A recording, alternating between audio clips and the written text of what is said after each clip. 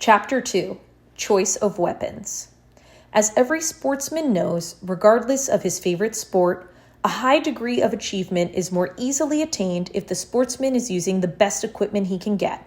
Top performers in the fields of archery, skeet, trap, golf, and tennis, to mention only a few, use the finest tools of their sport they can afford.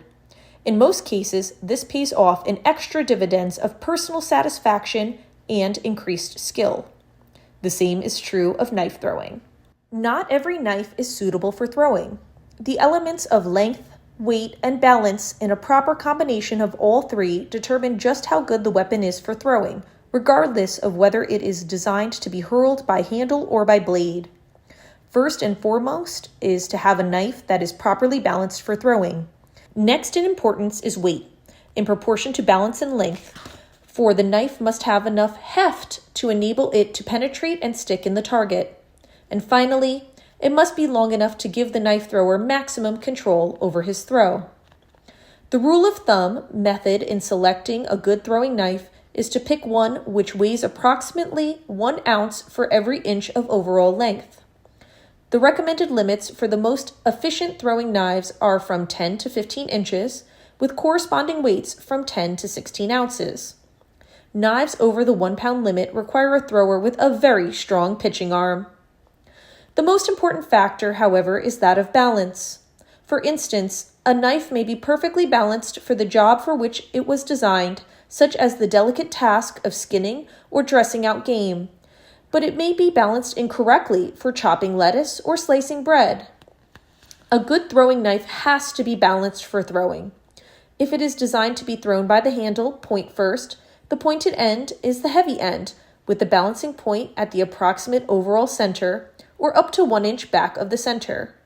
With this type of knife, the thrower will hurl the weapon for 1, 2, or even several spins to strike his target point first.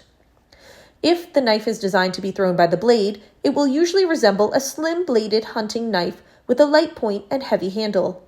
In this style weapon, the balancing point should be within 1 inch either way of the hilt or crosspiece, dividing the blade from the handle.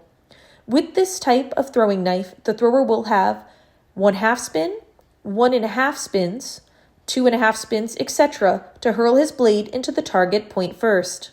Of the two types, it is easier for the beginning knife thrower to start with the handle throwing style since only even spins are involved. But when he also masters the type hurled by the blade, handle first, he will greatly enjoy throwing it, even though it is more difficult to stick squarely. This difficulty is caused by the weight of the rapidly spinning handle, which on an imperfect throw or slightly misjudged distance may flip the knife up and out of the bullseye. For best results, the heavy end of the throwing knife should always be thrown first, with the lighter end gripped by the hand. In this way, the thrower can hurl his weapon with maximum force and velocity, and at the same time have better control for accuracy. There are a few rare throwing knives that can be hurled equally well by the handle or blade. Knives of this type are especially designed as game getters or combat throwers and are used for hunting game with a throwing knife or for military combat emergencies. Some professional types, such as the one designed and used by Paul Lacrosse, the great professional knife thrower, are also perfectly balanced to be thrown equally well by the handle or blade. These knives are balanced at approximately dead center of the overall length and are superbly designed to achieve the right combination of length, weight, and balance. The most important point to remember, however, is to select a knife designed and balanced for throwing between 10 and 15 inches overall, with recommended length at around 13.5 inches.